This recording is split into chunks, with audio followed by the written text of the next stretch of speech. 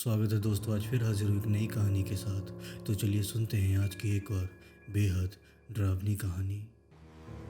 रात के 9 बजे थे जब राजीव शमशान के पास की सड़क से गुजर रहा था। उसे घर जाने की जल्दबाजी थी क्योंकि उसकी बाइक का पेट्रोल लगभग ख़त्म हो चुका था। मोबाइल की बैटरी भी 5% रह गई थी। शहर से 5 किलोमीटर दूर ये प्राचीन शमशान घाट साल भर में अधिक लोगों को आकर्षित नहीं करता था, लेकिन रात के अंधकार में जब चांद भी बादलों के पीछे छुपा हुआ था, वह जगह और भी भयानक लगने लगी थी। राजीव ने अपने बाइक की रफ्तार बढ़ा दी। सड़क के दोनों ओर पुराने खंडर, कब्रों के टूटे फूटे मकबरे दिख रहे थे। कुछ मकबरों पर साल भर की गंदगी जमी थी, कुछ पर लोहे की जंग खाई खिड़कियां थी। हवा ठंडी और नम थी, ऐसी हवा जो राजीव की हड्डियों तक पहुंच जाती थी। अचानक बाइक को एक तेज झटका लगा। इंजन बंद हो गया। राजीव ने बहुत बार स्टार्ट बटन दबाया, लेकिन बाइक नहीं चली। उसने इंजन को ठीक करने की कोशिश की, लेकिन कुछ नहीं हुआ। वो नीचे उतरा और बाइक की जांच करने लगा। सब कुछ ठीक लग रहा था। तेल इतना था कि गाड़ी चल सके। इंजन में कोई दिक्कत नज़र नहीं आ रही थी। तभी उसे एक आवाज़ सुनाई दी। ये आवाज़ किसी औरत की चीख की थी, एक लंबी दर्दनाक जो चीख शमशान के अंधकार से आ रही थी। राजीव के शरीर के रोंगटे खड़े हो गए। उसने चारों ओर देखा, लेकिन कोई दिख नहीं रहा था। सड़क पूरी तरह सुनसान थी। कोई है? राजीव ने आवाज़ लगाई। उसकी आवाज़ हल्की थी। कोई जवाब नहीं आया। केवल शमशान की ठंडी हवा ही उसके कानों तक पहुंची। राजीव ने फिर से बाइक स्टार्ट की, लेकिन इस बार बाइक स्टार्ट हो गई। एक्सीलेटर दबाते ही वो तेज़ी से आगे बढ़ गया, लेकिन जब वह सड़क के एक मोड़ पर आया तो उसने कुछ ऐसा देखा जिसने उसकी सांसें रोक दी। एक औरत सड़क के बीच में खड़ी थी। वो पूरे सफ़ेद कपड़ों में थी, एक पुरानी फटी हुई साड़ी पहने। उसके बाल लंबे और बिखरे हुए थे। उसका चेहरा पीला था और उसकी आंखें बिल्कुल खोखली और काली थीं, जैसे दो गहरे कुएं हो। राजीव चिल्लाया और बाइक को तेजी से मोड़ने की कोशिश की। तभी बाइक फिसली और वो एक गली में जाके गिरी। राजीव जमीन पर गिर गया। उसके हाथ और घुटने खून से लथपथ हो गए। जब उसने अपना सर उठाया तो वो औरत अभी भी वहीं खड़ी थी, सड़क के बीच में, और आगे बढ़ रही थी। मदद करो, महिला ने कर्कश आवाज में कहा।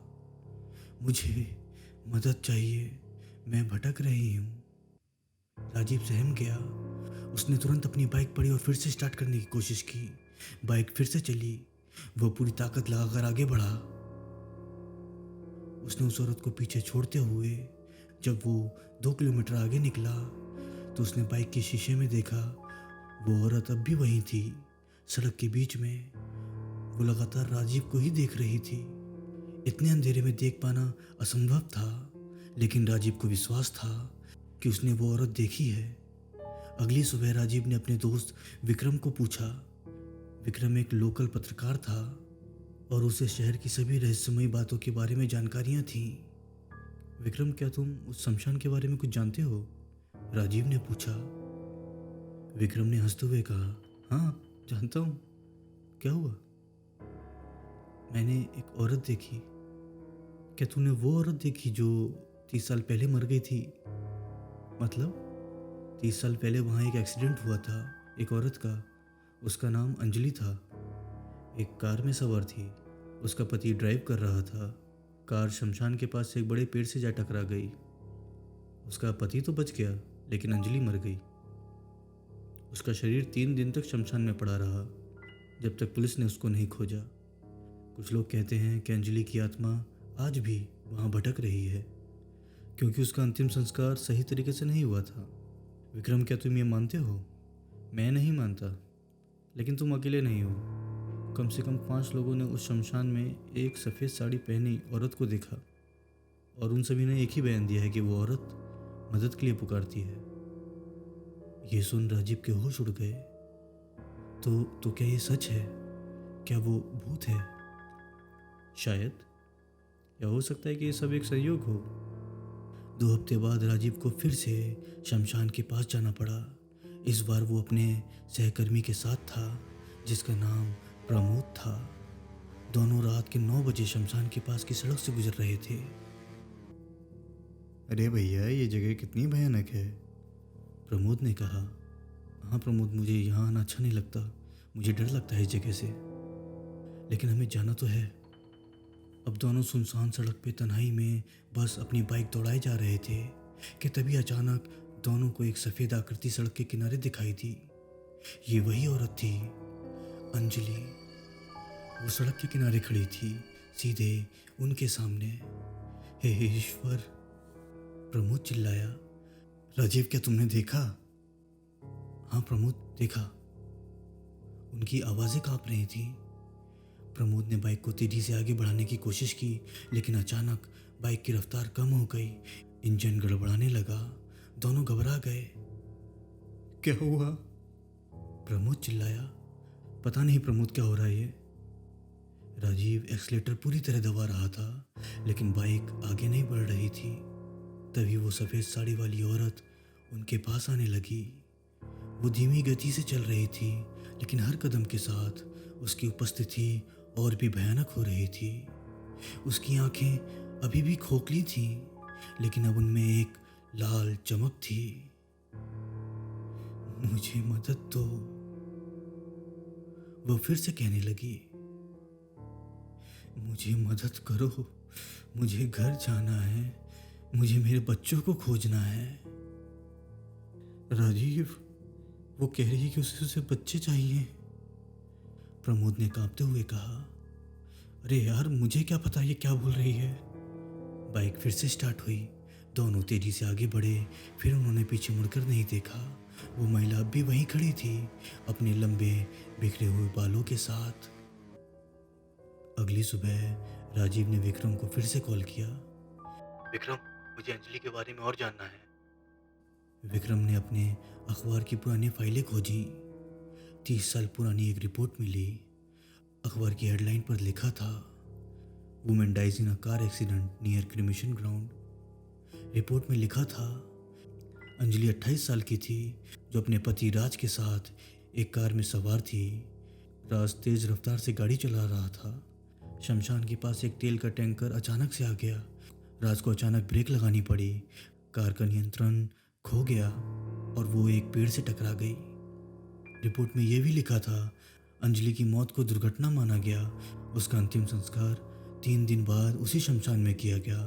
हालांकि कुछ स्थानीय लोग कहते हैं कि अंजलि के पति ने ही उसको मौत के घाट उतारा था।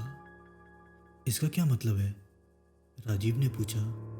शायद राज ने जानबूझकर उस तेल के टैंकर में गाड़ी मारी हो। कुछ लोग तो ये भी कहते हैं कि वो अंजलि से छुटकारा पाना चाहता था, क्योंकि उसका संबंध किसी और औरत से भी था, लेकिन इसका कोई सबूत नहीं मिल सका, तो मामला बंद कर दिया गया। तो अंजलि ये जानती थी कि उसका पति उसे मारना चाहता है? राजीव ने पूछा। शायद नहीं, या हो सकता है कि उसको शक हो और इसलिए वो अभी भी भटक रही है। राजीव ने अंजलि की मदद करने का फैसला किया। वो शमशान के बारे में और जानकारी इकट्ठा करने लगा और उसे पता लगा कि वो शमशान कोई आम शमशान नहीं है, वो एक श्रापित शमशान है। पुरानी किंवदंती के अनुसार शमशान में एक बहुत पुराने समय में एक ब्राह्मण की हत्या हुई थी और तब से वो जगह श्रापित है। राजीव को एक विचार आया, क्या अंजलि की आत्मा को मुक्ति देने के लिए कुछ किया जा सकता है? क्या कोई तरीका है जिससे उसकी आत्मा को शांति मिल सके? उसने एक तांत्रिक पुजारी को खोजा जिसका नाम महंत था। महंत ने राजीव की कहानी सुनी और फिर कहा, राजीव, ये भूत है, लेकिन कोई साधारण भूत नहीं है। ये एक प्रेत आत्मा है, एक ऐसी आत्मा जो अपनी मृत्यु के कारण को समझ नहीं सकती, या शायद यह वो जानती है, लेकिन वो अपने पति से बदला लेना तो चाहती है। तो क्या अंजलि को मुक्ति दी जा सकती है? हाँ, दी तो जा सकती है, लेकिन इसके लिए तुम्हें शमशान में एक अनुष्ठान कराना होगा। तुम्हें उसकी पीड़ा को स्वीकार करना होगा और उसे क्षमा दिलवानी होगी। उसी रात राजीव ने महंत जी के साथ शमशान में प्रवेश किया। रात के 10 बजे थे। चांद पूरा था और आसमान चमक रहा था। शमशान की कब्रें और मकबरे चांद की रोशनी में और भी अधिक भयानक दिख रही थी। महंत ने एक मंडल बनाया और कुछ मंत्रों का जाप करने लगे। राजीव खड़ा रहा, अपने हाथों में फूल और अगरबत्ती लिए। अंजलि, महंत ने अंजलि को आवाज़ लगाई। अंजलि, हम तुम्हारे दर्द को समझते हैं। तुम्हारे साथ अन्याय हुआ है, लेकिन तुम्हें अब मुक्ति पानी चाहिए। तुम्हें अब आगे बढ़ना चाहिए। तभी जोरों की हवा चलने लगी। शमशान के चारों ओर एक अजीब सी शांति छा गई। फिर सड़क के बीच में वो सफ़ेद साड़ी वाली औरत प्रकट हुई, लेकिन इस बार वो अलग दिख रही थी। उसके चेहरे पे एक शांति थी जो पहले नहीं थी।